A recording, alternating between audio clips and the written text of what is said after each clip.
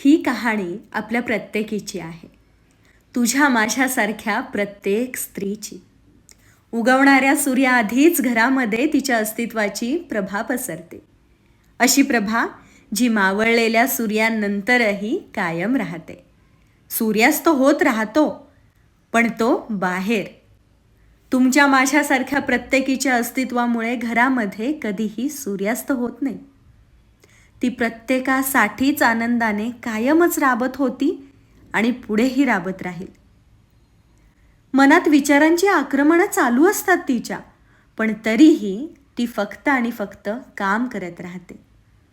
घर आवरते, पैसा कमावते, पण ती स्वतःला सावरते का?